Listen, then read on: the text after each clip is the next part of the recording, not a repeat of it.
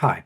Section 5 of Schopenhauer's Counsels and Maxims deals with the past, present, and future, and the attitude that the wise man should take towards each one of them. Let me share it with you.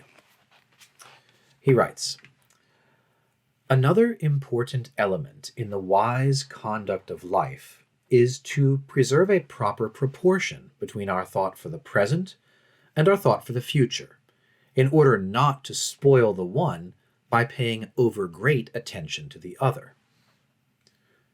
Many live too much in the present, frivolous people, I mean, others too much in the future, ever anxious and full of care.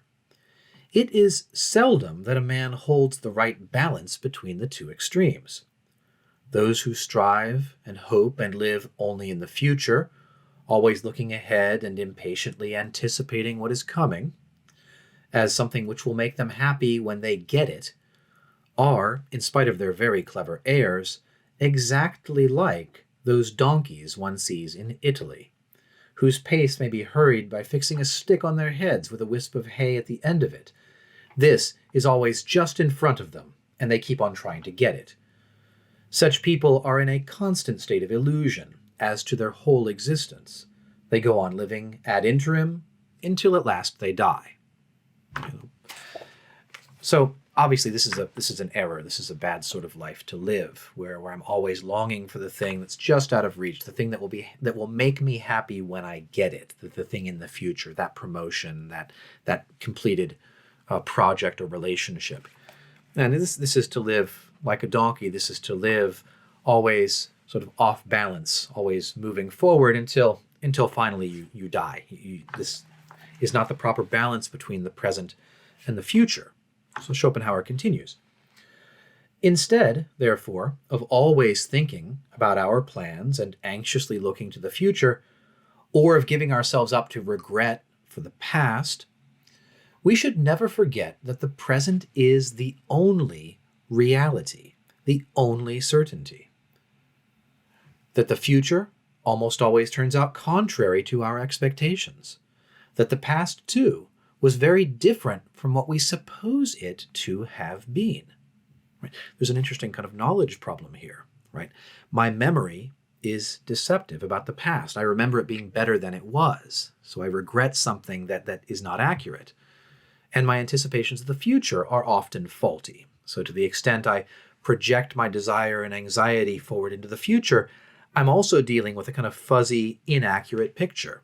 Right? What I possess right now in this moment with certainty, is the present and my attitude toward the present. And that's where my peace of mind and my comfort should lie.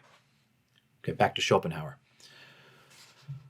"Both the past and the future are, on the whole, of less consequence than we think. Distance, which makes objects look small to the outward eye, makes them look big to the eye of thought. The present alone is true and actual. It is the only time which possesses full reality, and our existence lies in it exclusively. Therefore, we should always be glad of it, and give it the welcome it deserves, and enjoy every hour that is bearable by its freedom from pain and annoyance, with a full consciousness of its value." Okay? This, in a sense, I think what Schopenhauer is trying to do here is to add some detail, to put some flesh on the skeleton of the old proverb or cliche, carpe diem, seize the day. What does it mean to seize the day? What attitude does it mean that we should take towards the regrets we have for the past and the hopes that we have for the future? Well, I think that's part of what this section is about. Okay, Schopenhauer again. "We shall hardly be able to do this if we make a wry face over the failure of our hopes in the past, or over our anxiety for the future. It is the height of folly to refuse the present hour of happiness, or wantonly to spoil it by vexation at bygones, or uneasiness about what is to come. There is a time, of course, for forethought, nay, even for repentance, but when it is over, let us think of what is past as of something to which we have said farewell, of necessity subduing our hearts." And here he quotes two lines in Greek from Homer's Iliad, which A.T. Murray, I looked these up. A.T. Murray translates as, "Howbeit, these things will we let be as past and done, for all our pain, curbing the heart in our breasts, because we must." Samuel Butler renders these same lines, "Now, however, let it be, for it is over. If we have been angry, necessity has schooled our anger." Schopenhauer.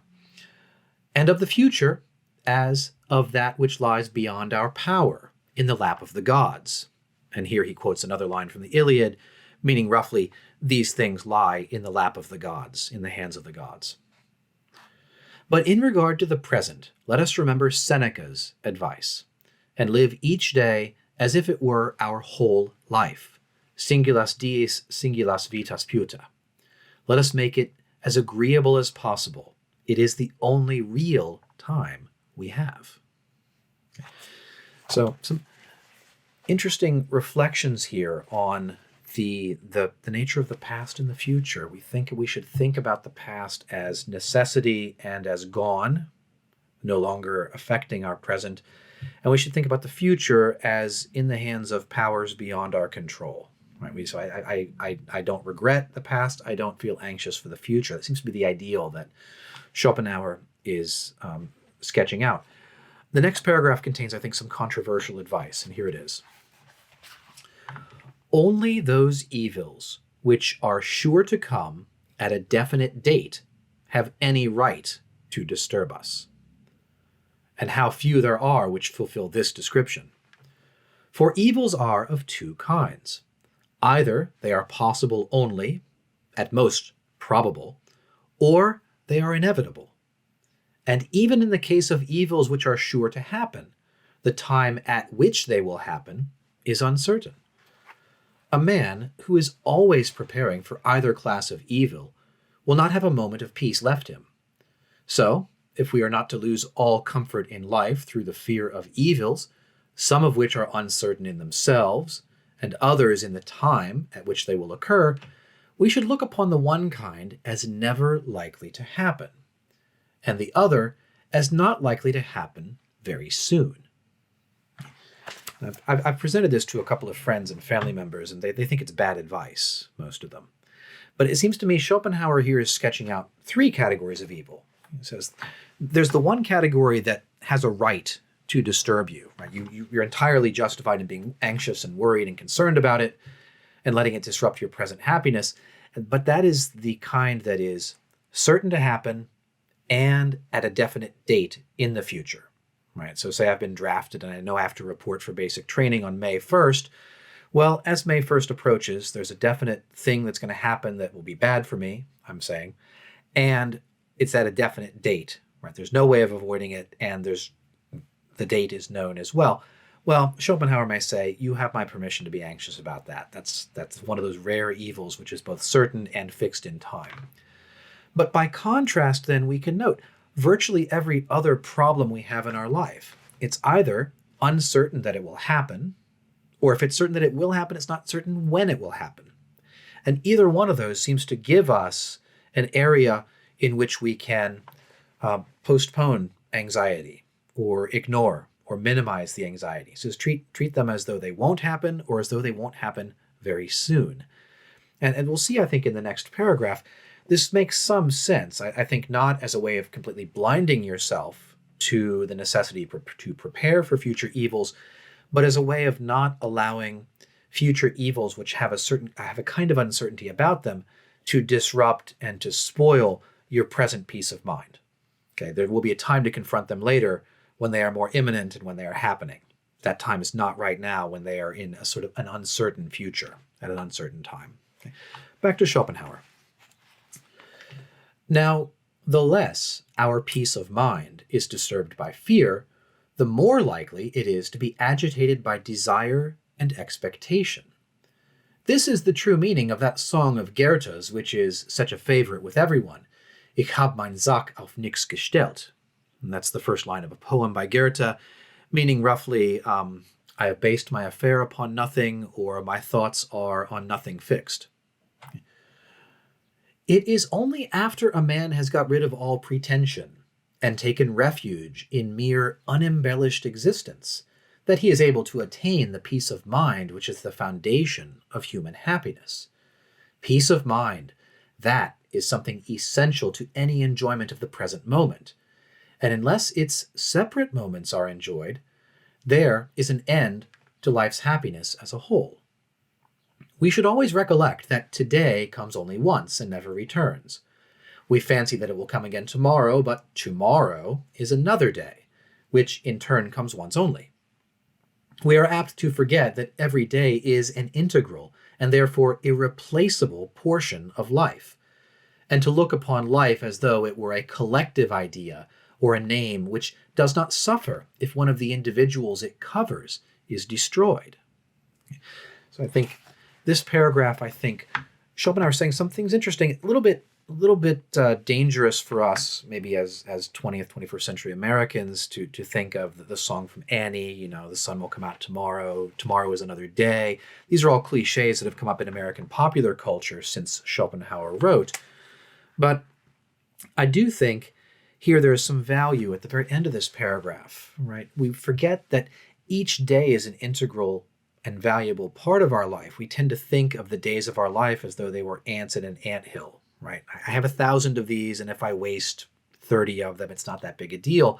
This is the opposite of the attitude we should be taking. We should be valuing each day with, as Seneca said, as though it were the entirety of our lives. So to treat them as though they were a heap, any number of which could be subtracted as long as it doesn't get too big, without losing anything, is to miss the point. In a sense, the loss of any particular day is a grievous loss for us and for our happiness. This also, he refers here to the peace of mind, which I think was the point of his advice about avoidable or uncertain evils in the previous paragraph. Don't allow worrying about those kind of evils to disturb your peace of mind. Back to Schopenhauer. We should be more likely to appreciate and enjoy the present if, in those good days when we are well and strong, we did not fail to reflect how, in sickness and sorrow, every past hour that was free from pain and privation seemed in our memory so infinitely to be envied, as it were a lost paradise, or someone who was only then seen to have acted as a friend. Okay, so what's the advice here? When you are well, think back to when you were sick, and how when you were sick, you looked back farther into the past at when you were well, and said, oh, if only I had enjoyed those days of health as much as I would like to enjoy health right now when I'm sick. Okay, so to think back on your past in this way. But we live through our days of happiness without noticing them. It is only when evil comes upon us that we wish them back. 1,000 gay and pleasant hours are wasted in ill humor. We let them slip by unenjoyed and sigh for them in vain when the sky is overcast. I think here sometimes you may have friends who will tell you, call your mom, reconcile with your estranged brother, right? Tell your children you love them, because you may not be able to in the future, quite unexpectedly. And if something terrible happens, you may say to yourself, if only last Thursday I had called my dad, I had done whatever it was that I needed to do. We don't want to live with last Thursdays like that as a regret on us. And so from the perspective of today is a potential last Thursday. Do today what you will not regret then in the future. Those present moments that are bearable, be they never so trite and common, passed by in indifference, or it may be impatiently pushed away, those are the moments we should honor, never failing to remember that the ebbing tide is even now hurrying them into the past, where memory will store them transfigured and shining with an imperishable light, in some aftertime, and above all when our days are evil, to raise the veil and present them as the object of our fondest regret. Okay. That's a fantastic line. I'm going to read it again. I'm going to back up.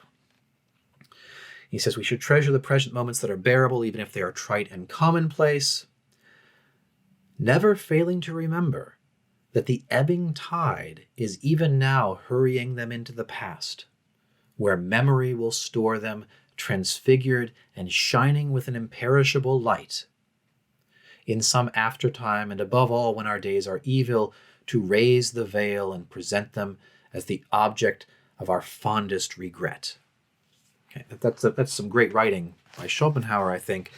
And the point here being that our memory will deceive us, right? We have moments today. We should honor even the ordinary pleasures of the present moment, provided it's free from pain. Remember Schopenhauer's insight about pain being the fundamental reality of life. If we are free from pain, we should enjoy and treasure this moment, because it is slipping away into the past. And the trick of memory is to take our ordinary moments, to wrap them up in this kind of gilded light so that they look wonderful, and then to bring them back to our minds when we are sick or ill or dying, so that we can then feel regret and our peace of mind be disturbed. So Schopenhauer's advice is to avoid that trick of memory by living in the present moment in this particular way. That's the end of section 5. We'll look at section 6 in the next video. Section 6 has a title. The title of section 6 is Limitation Always Makes for Happiness. We'll look at that next. Thanks for being with me reading through this book. I appreciate your watching today. Bye-bye.